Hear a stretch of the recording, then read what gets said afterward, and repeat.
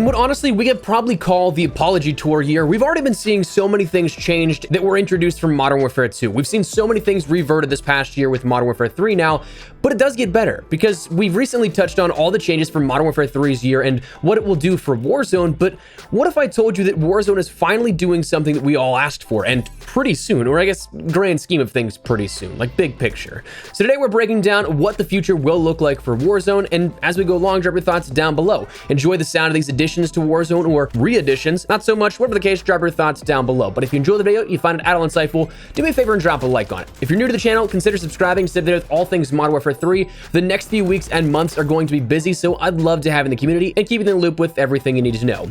Finally, check out my friends over at G Fuel for upwards of 30% off your entire order with code ESPRESSO. Now's a great time to grab a restock or try it out for the first time ahead of launch, gearing you up for all your energy needs come grind time with those weapon camos, those weapon levels, and all that kind of stuff, but more on that a little later. For now, let's take a look at how Modern Warfare 3 and Warzone's year of support are bringing back some stuff that we've all been waiting for. So if you missed the video the other day, we talked about how Modern Warfare 3 is fundamentally changing a lot of Warzone. A lot of the experience that we have right now will be slightly altered to then more so match the fundamentals of Modern Warfare 3 in the year upcoming. But for those that missed it, just some high-level things here. Your user interface, they're bringing back weapon and loot rarity, so colored items with that. Ammo now has dedicated backpack slots, meaning you don't have to manually pick up all the ammo, including the ones you want to use. Quality of life, the base health is going to be 150 across the board without armor again. Players will always have a pistol on them whenever they're in the water, whether they equip one for their loadout or not. Gameplay changes, the stim boost is coming back from Modern Warfare 3's year of Warzone support. The current perk system from Warzone is staying.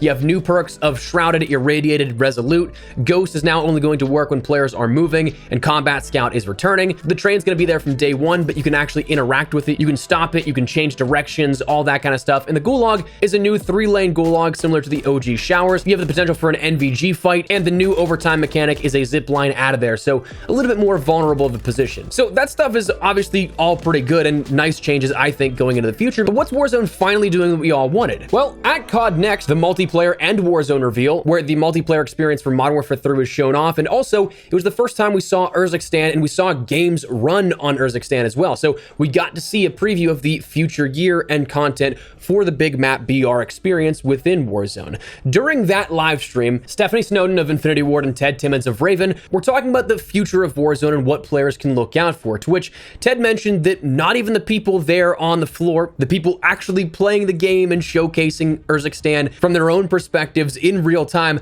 nobody even on the floor there knew what he was going to announce next. But he announced that we'd end up seeing in 2024 Fortune's Keep and Rebirth Island both returning for the Resurgence game mode within Warzone, coming, as they said, in the rotation for Warzone in 2024. So that's pretty big. Obviously, two fan favorite maps here that were introduced within Warzone throughout the entirety of the first 3 years and that Chapter 1 experience per se. While I'm sure everybody's probably really excited to end up seeing Rebirth Island come back, honestly, I'm excited to see Fortune's Keep come back, because I thought that map played really well, but it was criminal to only see that supported for like 5 to 6 months before both maps were removed, making way for Warzone 2's launch. And then that was sort of Call of Duty's way of shifting everybody there. They took Resurgence out of Warzone 1, only Warzone Caldera was left. So that's a big thing to bring back, especially both of them. Now, they stated that we'll see this here released in early 2024.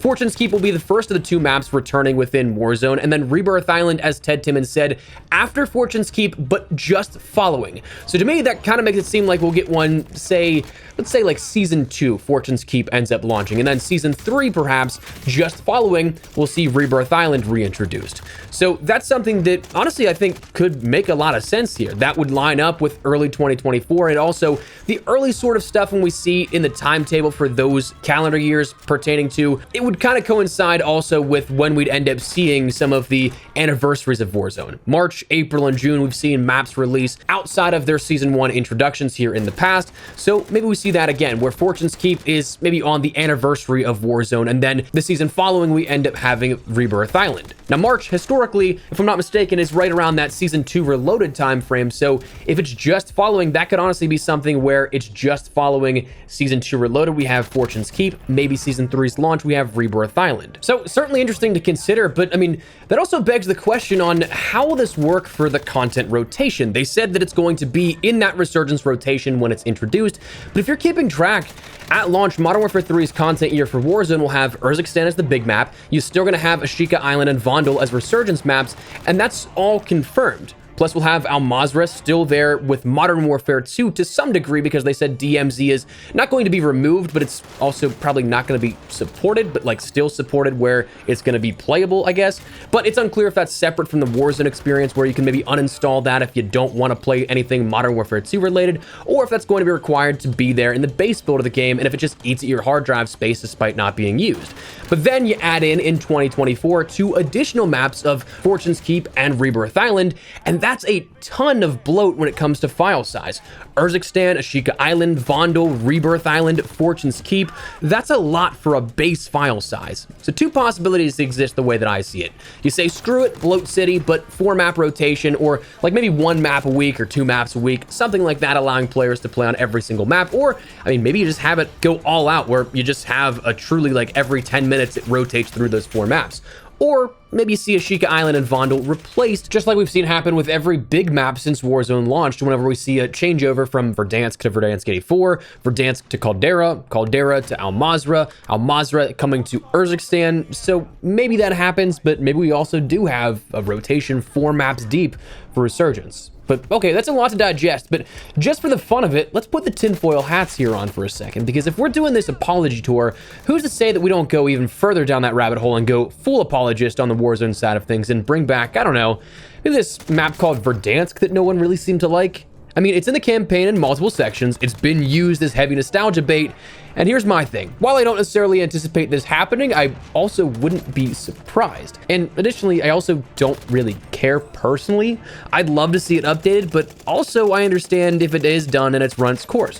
Bring back things sometimes can often ruin it. I mean, look at just how many reboots have happened in the last like 5 years or so for TV shows that have already been canceled. They just don't hit the same, and sometimes things are better left as they were, resting and having the good times forever in our memory, where they can't be tainted by any new additions. For that sake, please don't do an Office reboot, please. But Verdansk may or may not be the same way. I'd be all for playing it once again, and I've said it time and time again that honestly, I'd love to see the quality of life changes that we had at the end of Warzone 1, and honestly to where we're getting now with Warzone coming up in the Modern Warfare 3 year. I'd love to see how that plays with like redeploy balloons and everything around Verdansk, all these zip lines. I think it'd be cool to see, but at the same time, I'm cool either way, I guess. But with how much return to form we've been seeing this past year, I mean, hell, it's basically the motto at this point for this year. Who's to say that we don't just have one more trick up our sleeves here at this?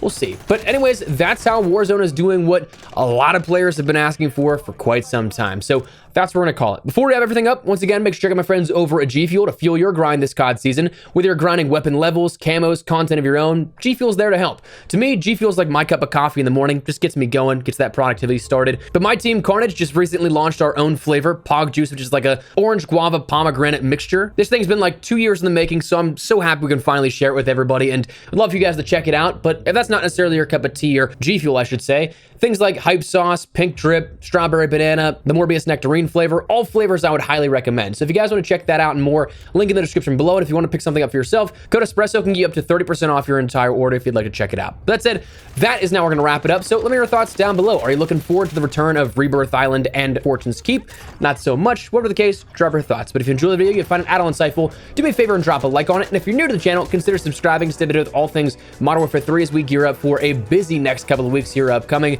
ahead of launch and beyond. I'd love to have in the community. But for now, thanks so much for watching. My name is Espresso. I'll see you later. Take care and peace.